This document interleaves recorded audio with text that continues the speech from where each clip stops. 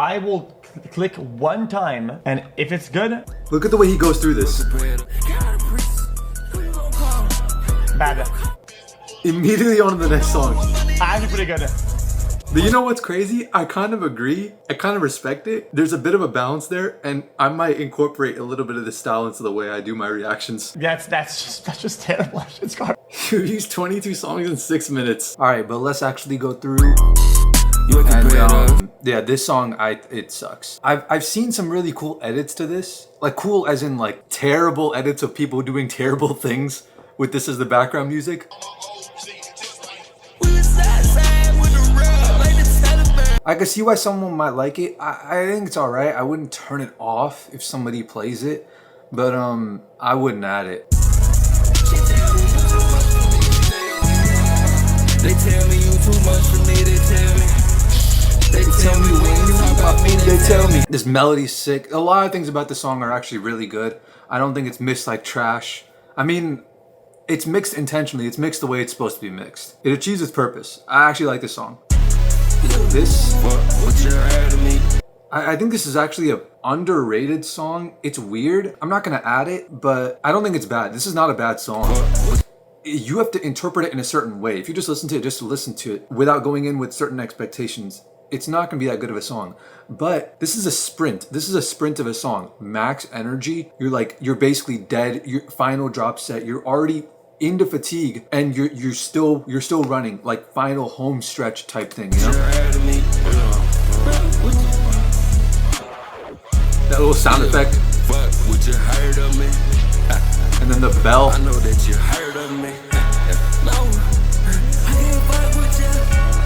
Bell again. Okay, I'm gonna give this one a chance too. The ad-libs is crazy.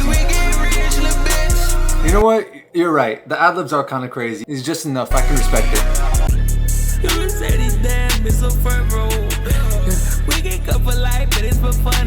Aside from these snares, the snare drum, and the 808s, because these 808s are really, really rough. The 808s are the theme of this entire album. But other than that, this is like really old Yeat style.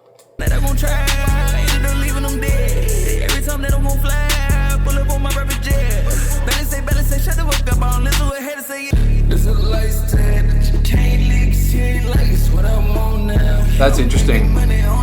He doesn't do stuff like this often. It's okay. This song is heat though. I haven't given the album a fair listen, but girl, you see these diamonds? Girl, you see this jet? We on different climates. This song is actually, dude, I think I'm messed up in the head a little bit. Maybe I'm a little deranged, but I can actually understand like 20% of Yeat's lyrics. This wasn't the case 6 months ago or 3 months ago. This just happened. I feel like I learned a new language.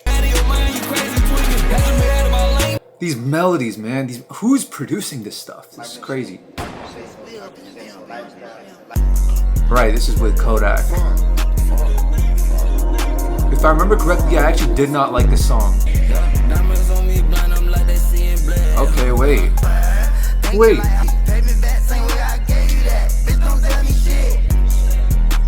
Selling people on why Kodak Black is good is a really hard sell. But man, if you see it, every time he experiments, it's always so refreshing. It's so refreshing to hear Kodak actually put an effort and do a good job, you know? I feel so, it's so, man, that's actually inspirational. Dude, I heard this song. This is actually the best song on the album. This one's the best. The album is it's of such a similar style, all the songs, that the melody that clicks with you is what'll click with you, and then you'll like that one particular song, and you won't really like the rest, unless all the songs click with you. But it's like throwing stuff at the wall and seeing what sticks, and this just, the melody clicks in just the perfect way. Plus these 808s.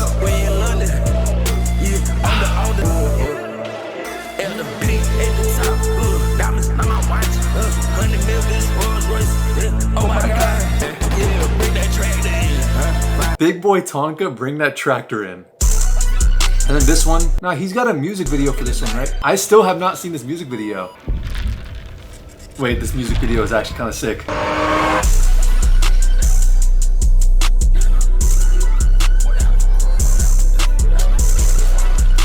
Wait, this music video is sick! Like the subliminal messaging, like go to work. Dude, he definitely intended for this song to lower the unemployment rate. He's like, bro, get off your ass, like go to work.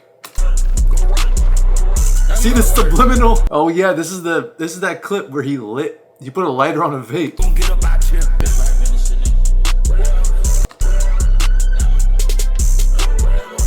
That's so good to see that they're like, they made up from all that stuff in the past, whatever happened, you know? But yeah, Summrs this verse is trash. All right, let's actually speed through this. What's the rush? I gotta go watch the UFC fight.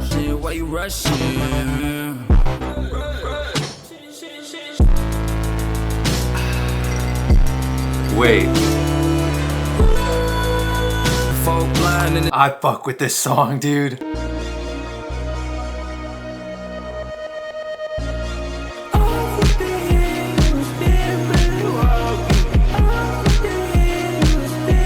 Right, this is that song.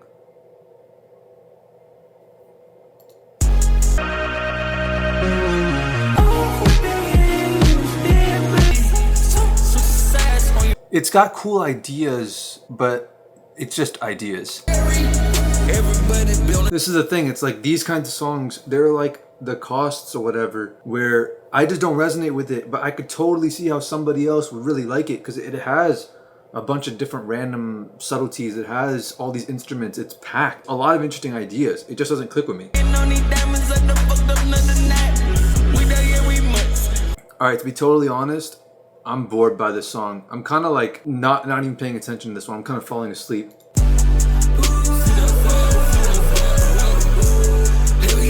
Dude, there was a comment on one of my previous videos that was like, oh, I can't believe you got line 5 fun now because the song was line 4 fun. Dude, this is my idea. I wanted to make a song called 3 Spooky 5 Me. I have the lyrics and everything for it. How is this real? This is what I'm saying, dude. When you come up with ideas, you have to put them out there into the world. I'm saying this because this is my personal struggle. I failed to put my ideas out there into the world.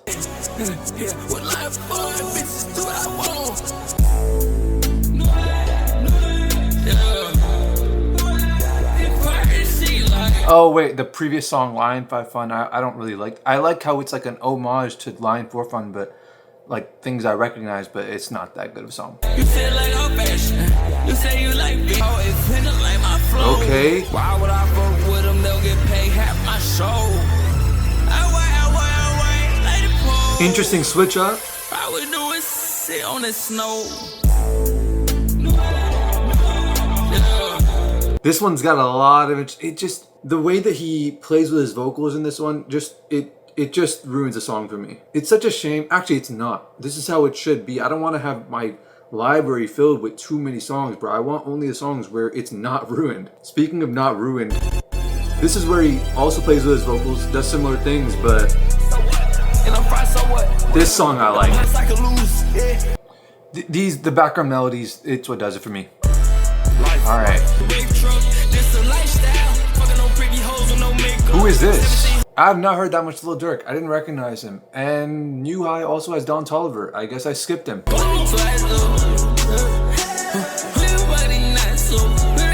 It's redundant. There's other songs in the album that do the same job as this. Okay, let me reset this one.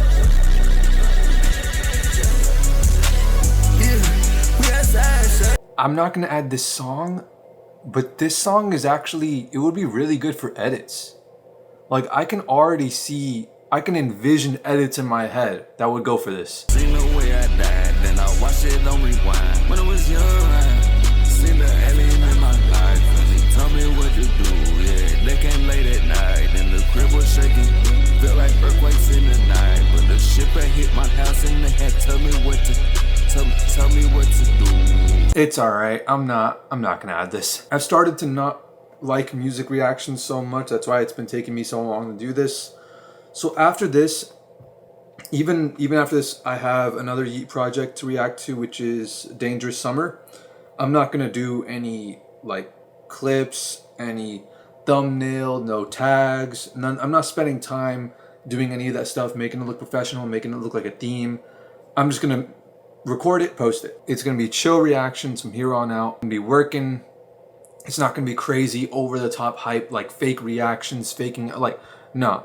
It's just gonna be, like, I did this to like make my point. I made a point, I said what I had to say, that's done. I will have more to say on this, but in other videos, like specific videos or just randomly when I'm in the studio. Going forward, I have a new, now that I achieved it, done. Mission over, new mission. I want to enjoy these. I want to continue the music reactions with a new purpose, and it's to have fun. FaZe listened to the new Yeat album without us. Me and Zob are gonna go listen. I'm gonna listen to it with him tonight. If you watched every single Yeat reaction I made up until this point, as far as I could tell, you have all the wisdom you need to make it in the music industry successful. I mean, with certain conditions, right? If you don't make the style of music, if you don't want to get into this particular side of the industry, into this genre and all this stuff, then like, okay, there's more to talk about, obviously. But even still, it is a matter of doing.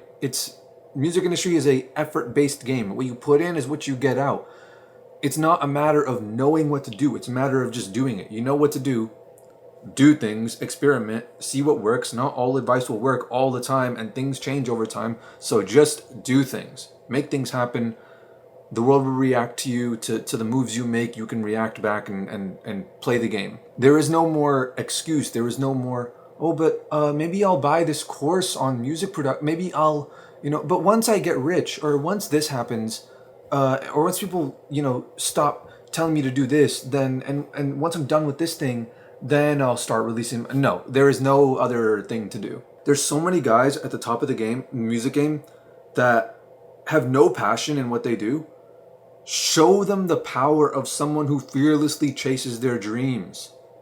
Make it to the top. I'll see you at the top. When I started doing these music reactions, it was an excuse for me to add things to my library, but also to share my ideas, my pieces of wisdom, my advice in the process of creating music, as well as living the life of someone who goes through that process. The struggles, the obstacles, the memories, the moments that you should like savor and all that stuff. I have a lot to say, and I have so much more to say as well. But to be brief, overall, it's a positive message. I feel bad about this. Like, I understand that there is a drawback to this. I'm not going to apologize for using my brother and other unnamed musicians as examples who I'm not going to name because I can't hold them to that high of a standard. So much of these videos, such a high percentage of these videos' runtimes were negative. And I noticed that when editing, and that's part of the reason why it took me so long to release these, because I hate making these kinds of videos. But I feel that I have to make them. There was elements of fun though, especially in the first video that I made, the Alive video. There were some elements that were really fun for me, and I want to go down that route into what I saw in the process of making it. I'm very optimistic with the future format of these videos. The reason why I put so much effort into these Yeat reactions, why I waited so long, why I tried to do everything right and not just like drop one of these every single day, is it was hesitation. It was stupid, and it kind of went against the point of what I was trying to do. It's a do as I say, not as I do type situation. This is also the reason why I started with Yeat. He is an example of the kind of career path I wanted my brother to take, and I wanted to guide him to take. I was telling him, this is how you do it. I wanted him to achieve success, not with the same sound, but with the same fan base. Not the same exact thing, the same type of fan base, the active fan base, the fan base that's like almost like a family. I saw how it could have gone. I was trying to push for it, and the thing that stopped us was he just wouldn't release his music. I told him so many times, if you're gonna do one thing, it's release your music. That's the one thing you have to do. Everything else is optional. Even making music is optional. I still don't even know. He never even said what his problem. He admitted he has a problem, that it's his problem, and it's been years, and he's refused to let anyone fix it. So he's so insecure about it that he's gonna let his life run by and run out and not fix his problem because he's so scared to face the shame of it. Like, that shame is actually a far bigger problem than anything that could stop you from making music, to be honest. He's like, yeah, maybe me not releasing my own music is because of my own problem. Like, he literally said that. And I'm like, yeah, the reason why you are so averse to it is exactly why you should push for it. The thing you want most in life, that you need the most in life, is in the last place you want to look. It is precisely because you run away from this so much that you should tackle it head on, that you should focus all of your energy into tackling specifically this. And that drove us apart, because the harder you push away from releasing your music, which is doing the only creative thing you know how to do, the more I'm going to push for it. So that pushing drove us away, drove us apart from each other. And we could probably be closer if I didn't push so hard for him to do it. But it could have also been avoided if he hadn't pushed so hard to avoid it. And it got to a point where it's like, you're just letting this problem exist. You're letting it exist. You're refusing to let anyone help you. You're refusing to help yourself. You're refusing to even acknowledge that you have a problem unless it gets too serious. And even then you don't want to fix it. And you'd rather let a parasite eat off of you than rip the band-aid off. Like, if anything, that shows how big of a problem it is, and that should show you the urgency in which you should consciously push for you to release your music. And I became detached, and I'm like, you really care more about protecting the parasite in your head than respecting my word. You really care more about your comfort zone and, you know, living without criticism than, and not fixing your problems, letting your problems exist, rather than our relationship. Like, that's what you're prioritizing here. And you're saying I'm not prioritizing the relationship because I'm pushing for you to fix something in your life, which would fix our relationship, but you don't want to fix that. And you're saying I'm the problem. He always goes like, oh, Afraaz loves me conditionally. He only loves me if I release my music. And it's like, we've had like over a decade not getting along, and then getting along, and then not getting along, and then getting along, where he wasn't even making music. And love has nothing to do with getting along, by the way. That's liking. I'm not going to like you if you don't do anything like good, if you don't create anything for the world. No, I'm not going to like you. I don't like most people, but I love everyone. But I mean, in his mind, it's love and like the same thing, you know? But he says that kind of thing. Afraaz loves me conditionally. Oh, it was a sad day when I found out Afraaz. He said it so many times, it's like a script for him. He tells it to everybody. So then I'm like, okay, let it be a test. If this is what he thinks, which is wrong, but let's say he thinks that. Let's say he thinks my love is conditional on him releasing his music. Will he release his music? And the answer is no. So it's like he has this cope of like feeling offended over the fact that like, oh yeah, it doesn't matter that he releases music, and he may not release it out of spite or whatever, because if I don't love him, whether or not he releases music, then it's my fault or something like that. It's a good cope. It's a good cope to protect the parasite that's in your mind. But really, it is precisely that love that allows me to sacrifice the relationship to put your own character growth first. Because I care more about you being happy and fulfilled in life than I care about our relationship. We don't need to have a good relationship. You need to have a good relationship with everyone in your life. And I need to have a good relationship with everyone in my life. Whether or not you and I are in each other's lives is, I mean, it would be ideal if we were, but if we can't, the priority is to have good relationships with people. What I actually wanted was for you to grow and not be so prideful and weak, but for you to actually be strong and authentic. Someone who is fearlessly chasing their dreams and not squandering their creative potential by doing some bullshit business like real estate. Being a landlord, taking handouts from people, just creating a money printer, doing nothing to contribute to the world, being a leech off of the world. Because if you have the capacity to create more than you consume for yourself, you become self-sufficient. And you create enough not only for yourself, but for maybe like 2 or 3 other people as well, you can sustain a family. And it goes deep, because this is why families break apart. This is why communities break apart. This is why countries break apart, because their priority becomes consumption rather than creation. They don't consume in order to create, to achieve some greater dream. They create because they have to in order to just consume and live like animals. But with him, I keep it surface level. He doesn't need to go that deep, because he's not that kind of person. But he just needs to trust my word that I've thought about these things, that it does go that deep. And when I'm giving you good advice, at least try it out. At least try it out for one day, maybe, out of the 10 years you've been doing music. At least try out my strategy. It hasn't worked. Your strategy hasn't worked this year. Okay, next year, your strategy hasn't worked. 4 years went by. 6 years went by. 8 years went by. Your strategy is not working. at least for one day, try my strategy. What's the worst that could happen?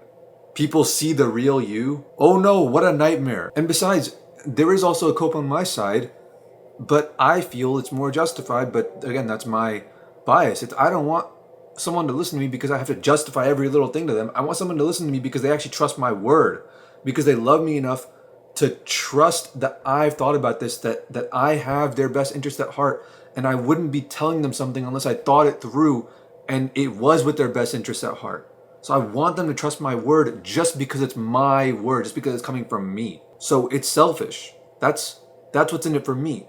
People don't trust my word. I crave that. But the surface level of like, oh, if Afraaz, if I don't release my music, then Afraaz won't love me. Well, then you still won't release your music? That's how big your problem is?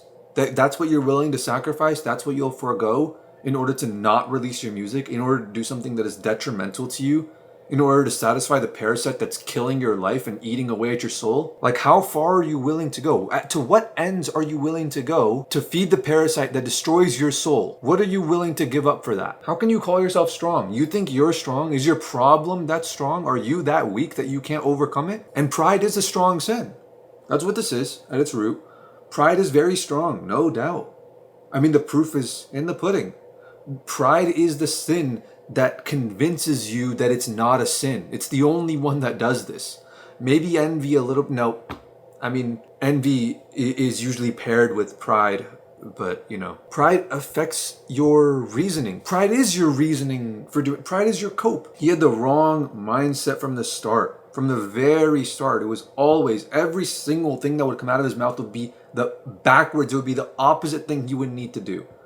Oh, we know this guy with a Bentley. Let's use his Bentley for the music video. No, you share the journey. You use your car for the music video, as humble as it might be.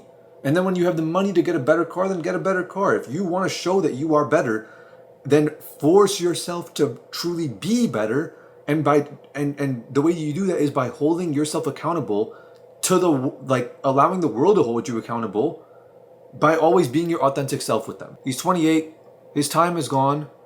That's actually fucked up, because it's like, if you can't have fun when you're 18 and you have 20 bucks in your pocket, you're not gonna have fun at 28 with 20 million in the bank. Sorry, that's just not gonna happen.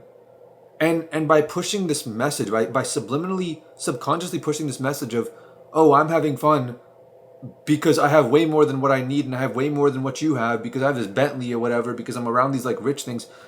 You are portraying yourself as weak. You are saying, I need these things to be happy. I need these things to have fun and to put my art out there into the world, to feel secure. If you need less, that is an indication of strength.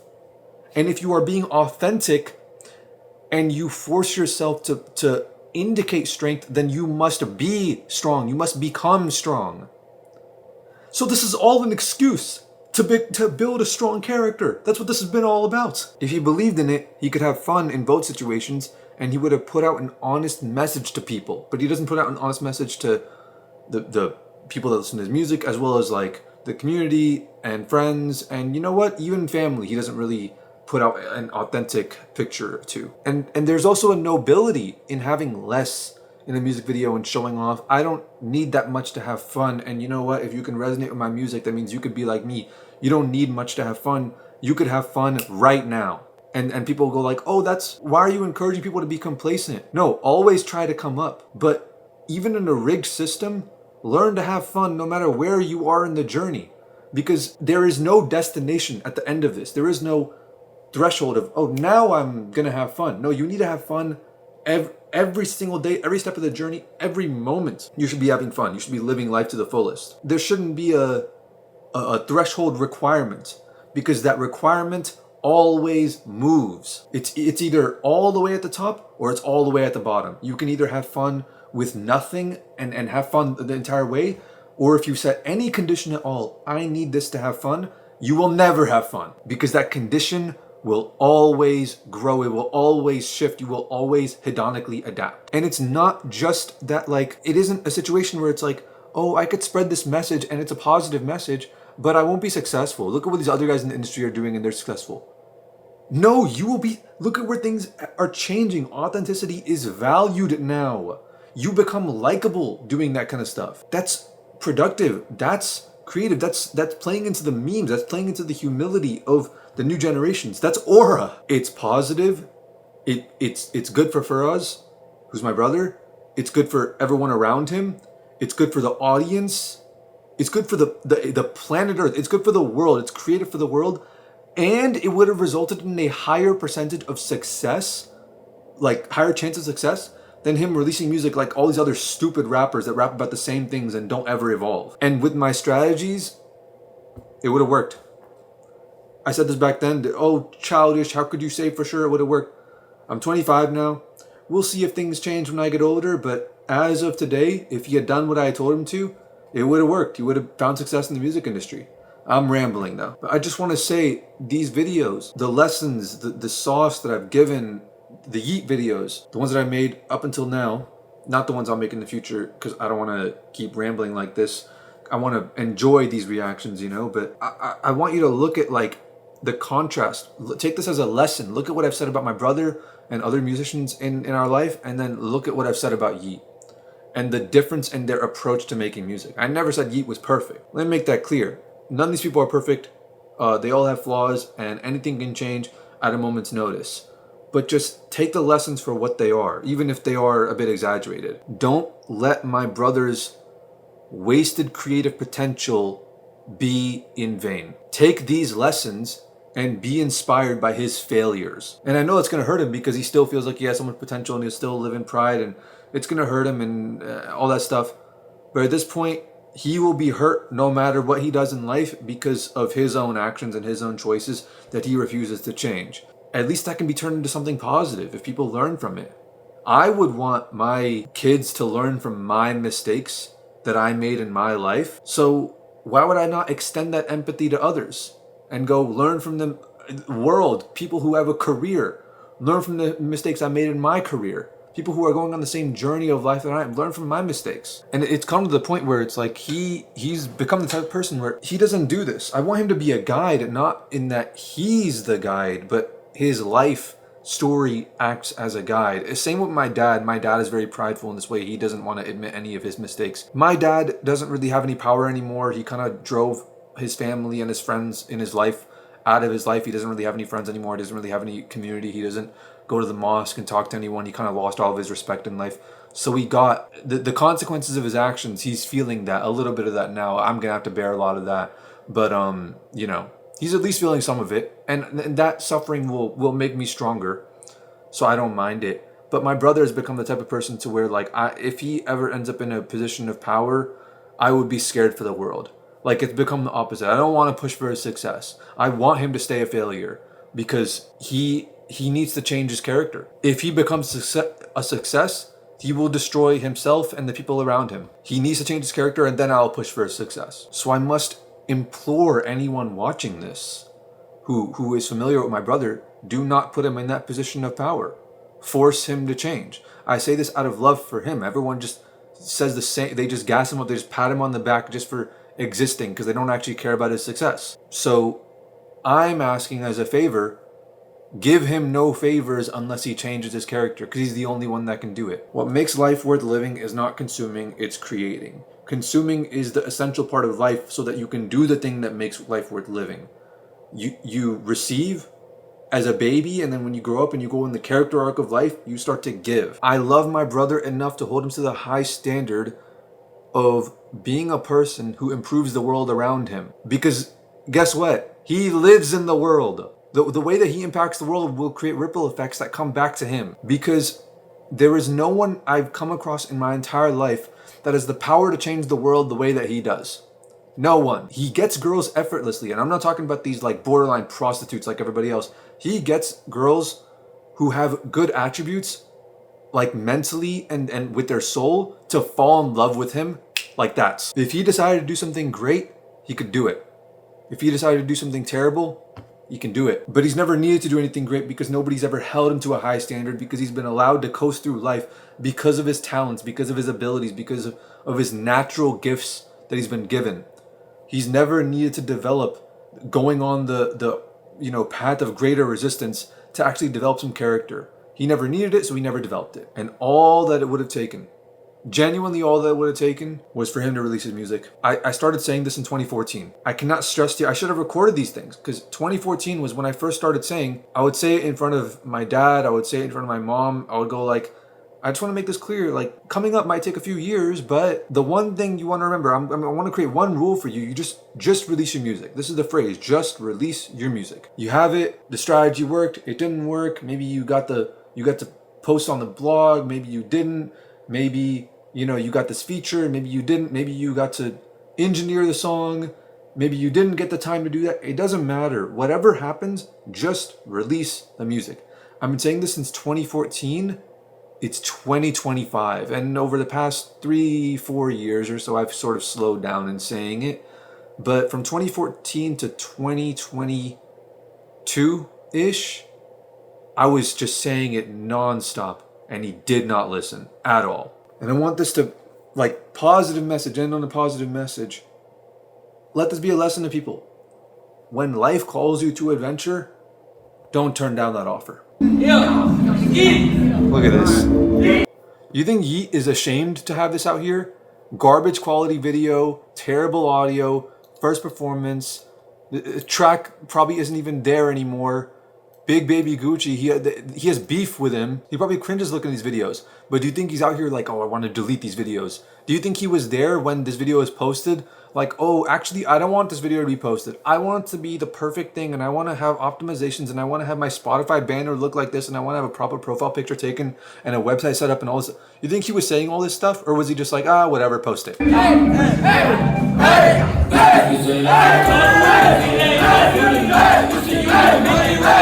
And look at what it turned into. Iconic shit. This is first ever performance. I believe this is when he was 18, which is when my brother started making music. And people are looking back at this.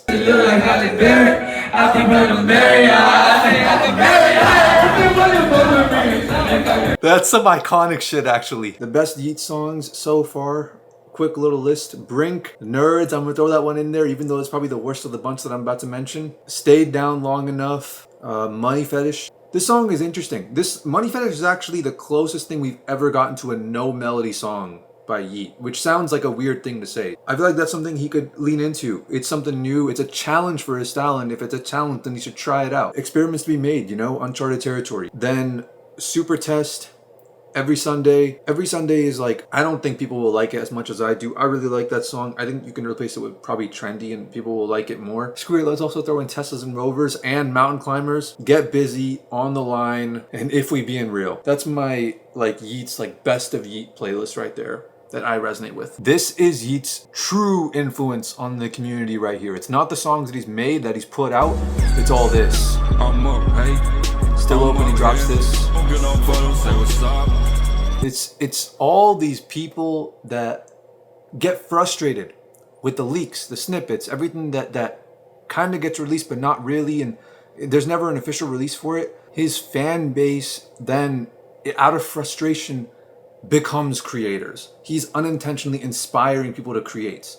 Your influence lives on in this on my YouTube channel. I started the music reactions because of you. I'm going to continue them. So whatever becomes of this whole music reaction series into the future, if it becomes something or not, or it might lead to some idea that caused me to do something else, wherever my life transpires, you played a pivotal role in that. The person who gets to claim the credit for this situation, of course, every single person needed to have transpired in the way that they did for this moment to end up the way that it did. But the person who gets to claim the credit, because there's a moment of clarity here, Yeat.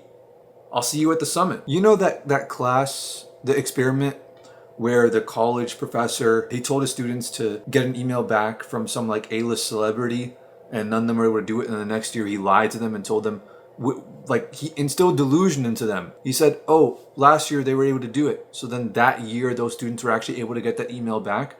That class is Yeat's fan base if you consider the entire music industry the school. It's people believing that they can, so they end up being able to do it. There's legendary stuff happening right here. Don't miss out. You know, I tell people like, Yeat has hella like leaked songs, hella unreleased songs, that he's like not making any money from or whatever. And they go like, damn, that sucks. And I'm like, what do you mean that sucks? Like, what perspective are people coming at this from? Like, why is everyone thinking so backwards? It's like, you're told that's a bad thing, so you're gonna just believe it's a bad thing. In practice is not the same as in theory. That's why we have these words. What does it actually result in? And that's the thing, everybody else is just doing music theory. They're just doing what they're told. Oh, this is a good thing, this is a bad thing. Everywhere in the music industry is just NPCs. But this is not theory, this is practice. People practice, they play, they learn, they make mistakes, they take risks, they get better. Maybe these things appear obvious to me because I've been working with so many different content creators for so many years, but man, most people, 95% of people really just think inside the smallest boxes that it just feels so obvious to think outside of. This song right here, I didn't like it because I mentioned this in the review, there was this like high-pitched like buzzing, like fuzzy noise in it that I didn't really like. But they slowed it down in this, and this is the one I added to my playlist because it's still here, but it's a bit lower pitch and it's like actually bearable now.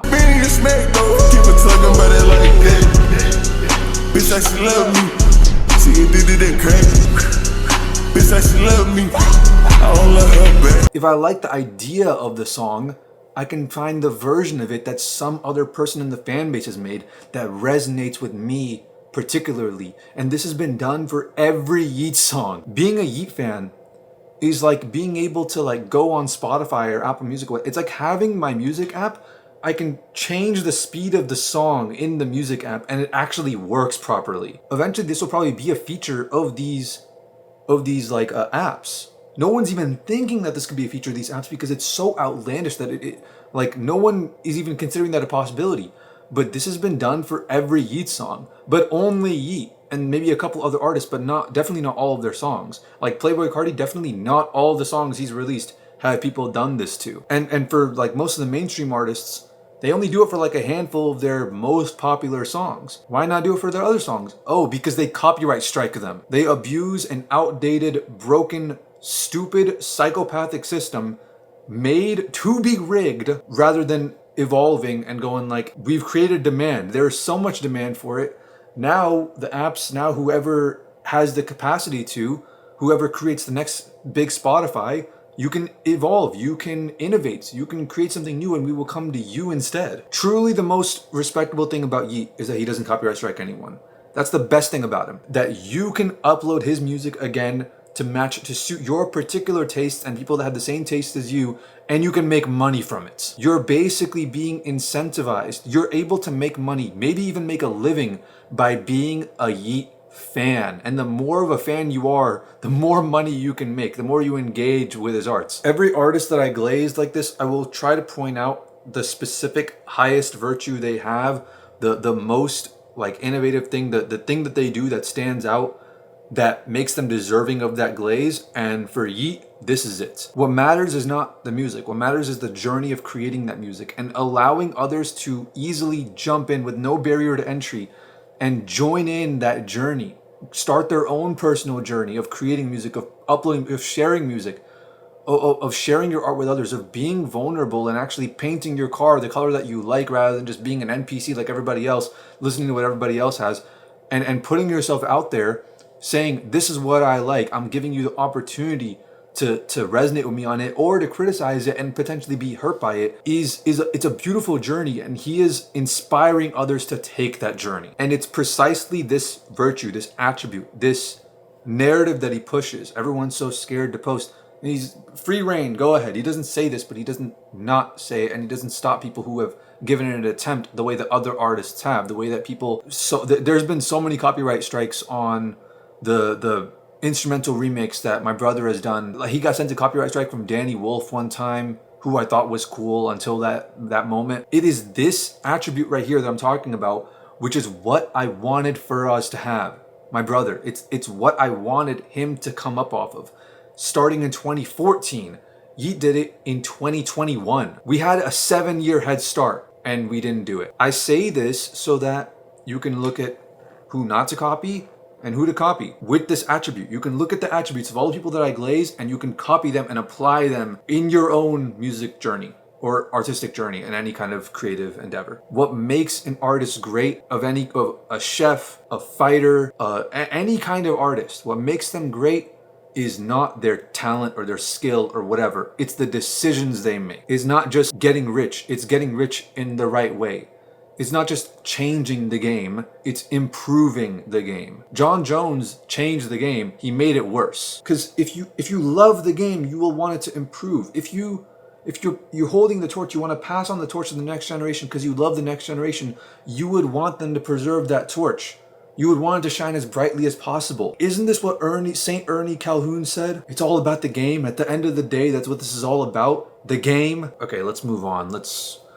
Plenty of artist discographies. Oh wait, I don't want to give too much time and attention to like every single specific song. I want to move fast, work at the same time, multitask. All right, I just added to my notes. I'm not about to like go through every single thing in the discography, only like the things that I actually think are interesting, and then I'm gonna skip a lot of songs, and I'm not gonna dwell too much on them. I'm just gonna add stuff to my library now. Yeat did, in the music industry, he did what I wanted my brother to do. He showed people how you can change the game in a positive way. He opened a lot of people's eyes, truly. I mean, I tried to explain to my brother for over a decade, he still doesn't have his eyes open, but Yeat opened a lot of people's eyes and he was able to do what I wasn't able to do. And I think that should be celebrated. What he did, it was about time actually. It's about time he did that someone came along like him. That's why I glaze him like this. That's why I made these videos, because I want people to know. I want to spread the word, spread the message. I want people to look at this and celebrate it. This kind of sharing revenue, sharing the opportunity to be creative and listen to music the way you want to listen to it, and like having fun, experimenting, throwing your own twist on things, being artistic, more free in your artistic expression,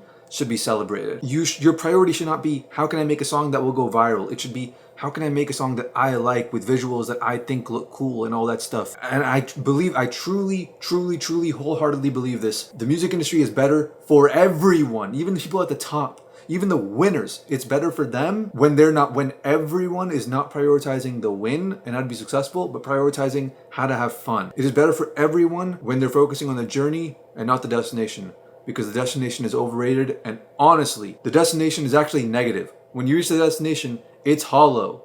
It actually feels worse than just continuing the journey. Cultural whiplash. It occurs when a trend, artwork, or individual initially receives widespread admiration only to be quickly met with disdain, ridicule, or accusations of being cringe. What is a simulacrum? Plato viewed artistic representation as deceptive copies of reality. True, making them third-order distortions of truth. Okay, fine, I don't know what third order means, but whatever. I liked it before it was cringe. Identity issue of postmodern philosophy. Instead of simply moving on, people actively criticize the trend to prove that they are not a part of the mainstream. They think this is the uniqueness. This is actually harmful for the consumers, not the sellers. But sadly, most of the time, if a social media content is a human being, then her full existence is reduced to a consumable product like an Instagram reel.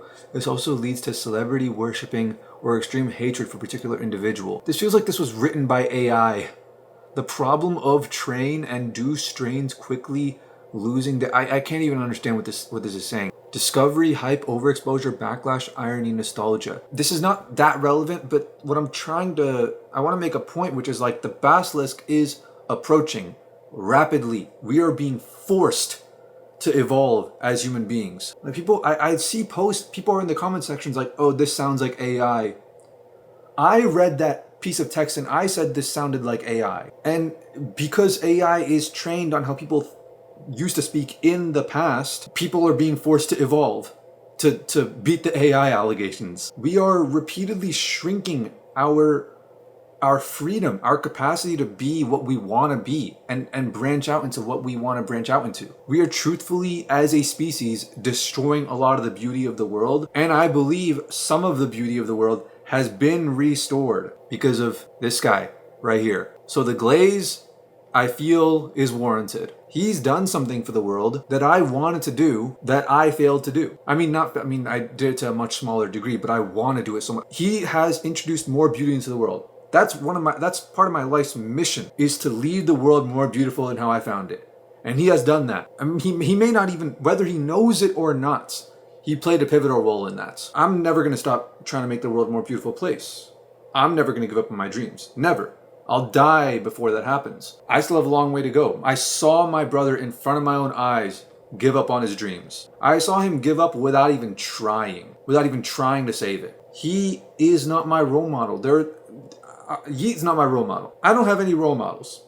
Jesus, okay, fine, one guy who's a mythical figure who may or may not even have been real. The stories, they're just stories. My role model is Andrew Tate, Etika, Ziz. Like, it doesn't matter. I'll take wisdom from everyone, but I will take lessons of what not to be from my brother, because he convinced himself that he quit. Truthfully, he didn't quit. There is no quitting. You can always redeem yourself. You can always the next day pick things back up. There's always an opportunity. If you have one day left to live, you can solve all your problems, fix all the curses that have plagued your life, redeem all of your sins in that one day. People go like, oh, I failed at this thing. How long are you going to hold me to it?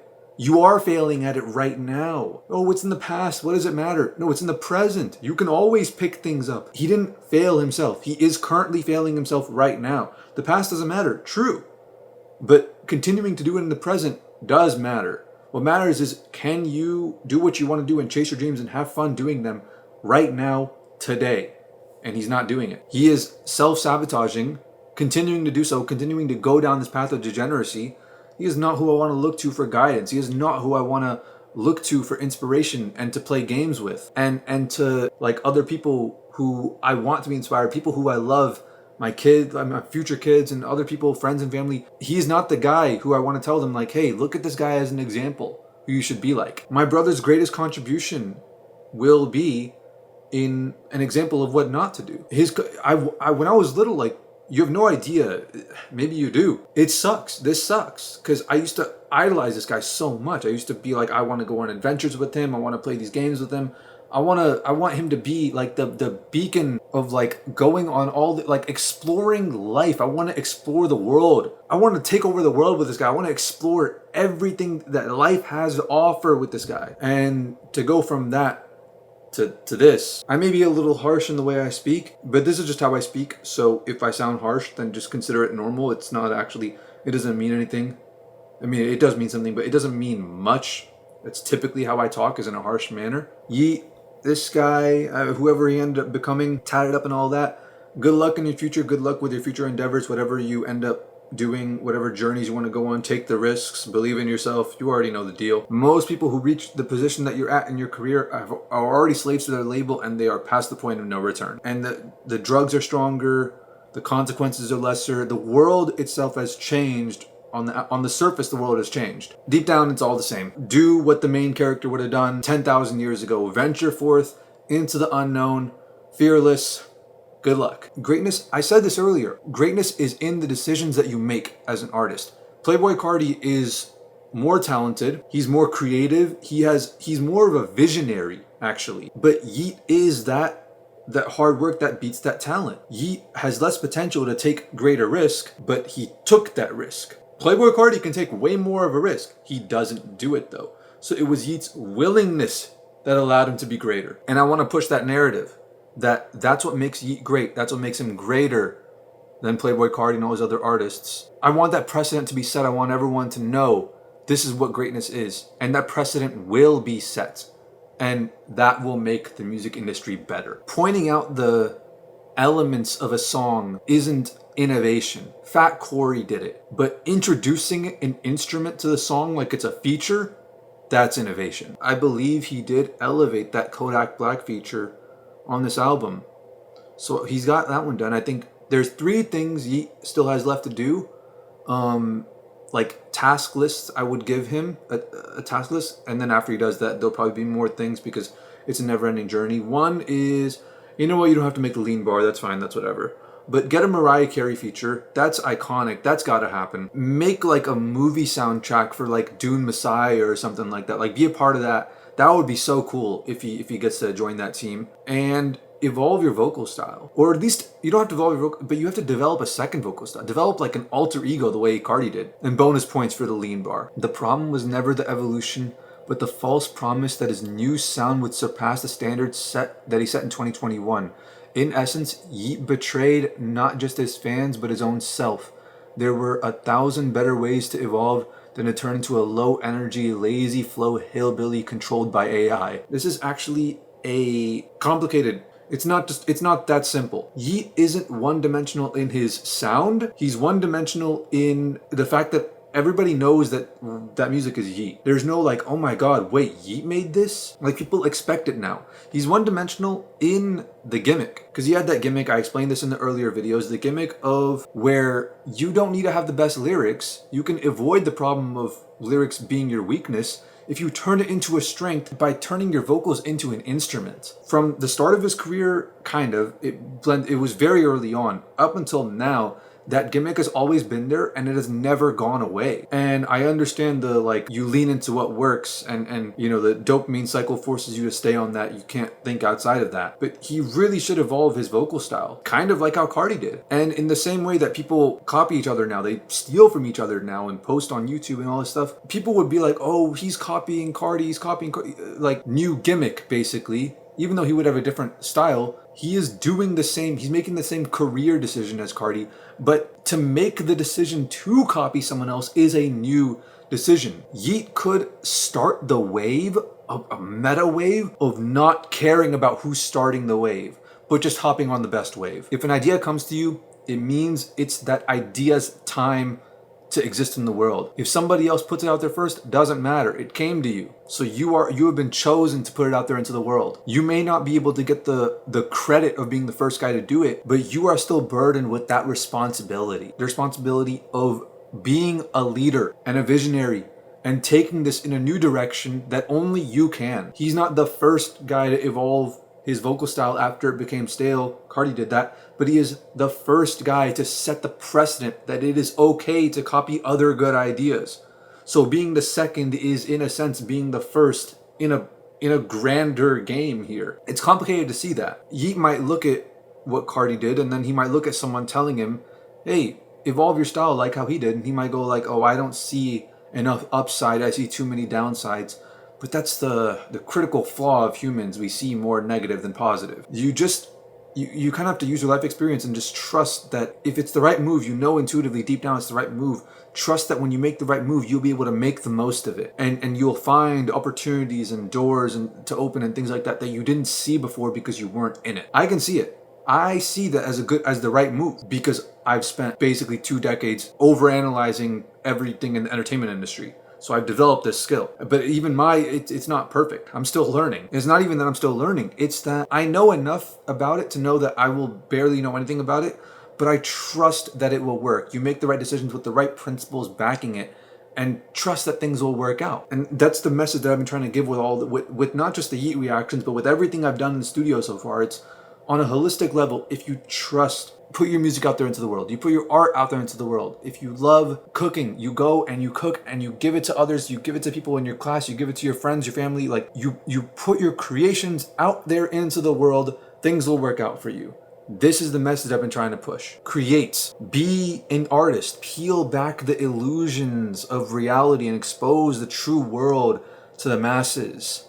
Evolve yourself. Respond. Have this back and forth with the masses, with your audience. And the person who is the creator, the person who is responsible, who has that responsibility to give, should instill that responsibility for them to give to others, to continue that journey, to continue that cycle, to raise the consciousness of the masses. All the social norms about this and rap music and all that, none of it matters. Consume as much as you need, create as much as you can for others. Do it for others. Do it for the sake of leaving the world more beautiful than how you found it, and watch what it will do for you in return. I'm gonna need Yeat to do a fantasy medieval wizard themed aesthetic next album. Hey, you know what? I like the idea. Keep them ideas coming. This is a cool idea. And if Yeat's not gonna do it, he's probably not gonna do it. Screw it. Somebody else take the idea. Somebody else do it. Shadow Money Wizard Gang. Take advice from your fans. Yeat fans, give him advice. Make videos giving him advice. I would give. I don't care how big somebody is, like, they're all human, just like me. I would tell Islam Makhachev, hey, go fight Ilya Taporia. This is my advice to you, my advice to you is to fight Ilia Topuria. Of course, he can do whatever he wants. He can move up to welterweight, go fight JDM. I feel that I have some wisdom to give to you. And everyone has wisdom to give to everybody else. We can all learn something from each other. The same thing with Yeat.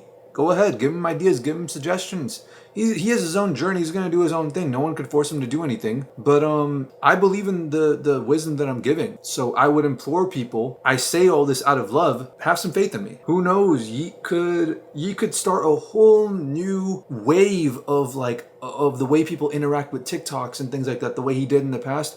He could do it all over again in a way that people can't even imagine. People are demanding change. They are fed up with the current situation.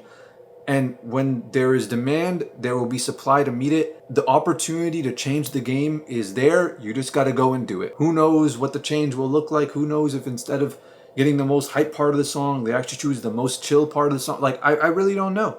Who knows what? No one could have predicted any of this. No one can predict where anything will go in the future. If you put your art out there, then you will be a part of it. I want to make a video about this concept of like, no one really creates anything. No one really owns anything. When you create something, it is that thing's time to exist. You're just a vessel for allowing it to exist. Getting to take credit for its existence, for creating it, is a privilege you get to have with that responsibility of ensuring that you are a proper vessel. Merit is a privilege. A meritocracy is a society based on privilege. I'm gonna have a deep talk about this in the future, and I believe that this talk will, you could think about it, you don't need me to give you that talk, you could really think deeply about it, and that will inspire you to, number one, put your art out there into the world without trying to like wait for the perfect time to create and all this stuff. But number two, there's a relief from your responsibilities of like, no one creates waves. Oh, this wave, I'm creating this wave. No one creates the wave. There is no like high of like, oh man, I gotta chase that former glory again that I once had. The waves are bigger than all of us. We are all just cogs in the machine. This right here,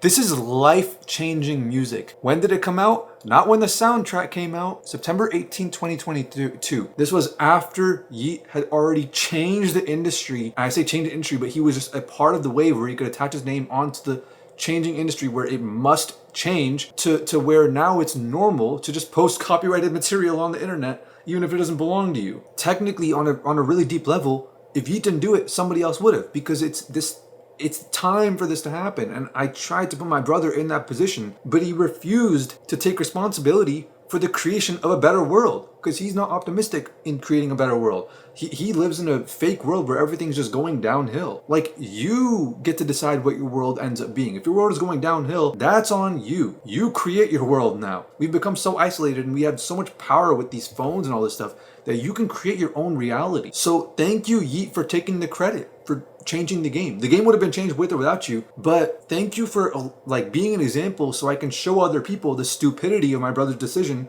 of not just taking credit for something that would have happened regardless of whether or not he was a part of it, which is greatness in the music industry emerging. Thanks, Yeat, for jumping on the wave and believing in yourself enough to chase your dreams. Your position in the industry has allowed me to, with intense clarity, explain to people how to navigate the music industry. And for that, I'm in your debt. If we ever meet, I'm going to hold you to a high standard, but in times of need, I'll also have your back. Am I going to say outright, oh, this is because of Yeat? The guy who posted this is a Yeat fan, and he saw all the people like posting the but it's, but your, but all that stuff. That's also part of the same wave of screwing with copyright. And Dreamcore, the cores, this is all because of TikTok. So Yeat did have a part to play in this. On a serious note, I wouldn't go that far, but I'm totally fine with giving him the credit. Yeat's responsible for this. If Yeat didn't do what he did, this video would not have come out, but somebody else would have done it. But maybe it might have taken longer, but it's inevitable. Things have gotten so bad, they have to change for the better. And if you're just active in the industry, you can attach your name to things being better and take credit for it. Everyone now is super comfortable with posting TikToks that they know might get burned. They're comfortable with making burner accounts and posting like really offensive memes about like killing people and stuff like that on TikTok. Like the dark humor has not gone away. People are comfortable with making hella burner accounts on YouTube and posting copyrighted, like, leaked, unreleased music. Look at this. Yeat leak. Watch this. Playlist, 575 videos, 757 videos, 490 videos, 146, 370, like a bunch of these. This song is heat. 399. There's endless of these songs and these playlists of different versions and scratch tracks and all this stuff, and copyrighted music, TikTok music, and snippets. And it's the entire world of music and the influence that music has on the rest of the world. The world is changing, and it's for the better. The desire for these people to like have the credit versus actually just being a part of something bigger. It's like the Three Idiots mentality of, like, don't chase money, chase your dreams, and money will chase you. Don't chase receiving credit for doing something good. Don't chase validation from others that you did something good. Believe that there is something good that you can do for the world. Do that good thing and you will get credit for it.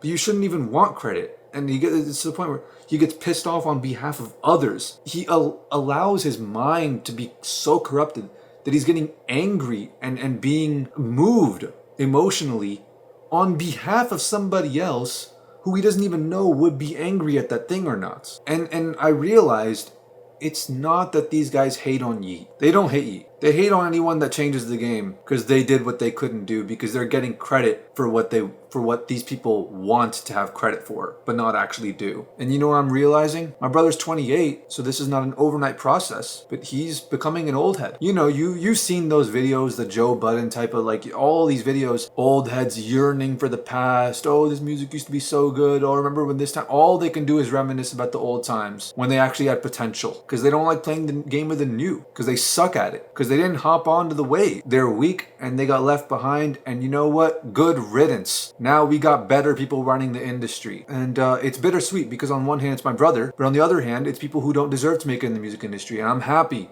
that he didn't make it in the music industry, because I want the future generations of musicians to be inspired to make changes for the better, not just change the game and just to take credit for themselves and, you know, feel good and feel validated. Ooh, I'm so special, I changed the game. No, they are a servant of the industry. They change it for the better. And my brother was not going to do that. So in a sense, I'm grateful he didn't make it. That's crazy. This sounds so negative. I would still be emotional about, you know, my brother losing so much and being so hurt. But I have faith that this is all for the best. If you love the game, you love music, chase your dreams, hop on Discord. Let's whip something up. Let's release something. I'd love to react to some stuff, give you some feedback. Thank you, Yeat. I appreciate everything you did for the industry and the future of music as a whole. Yeah, that's I think I've said everything I had to say.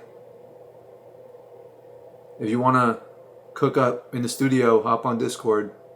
Links in the description. Okay, bye guys. Yeat.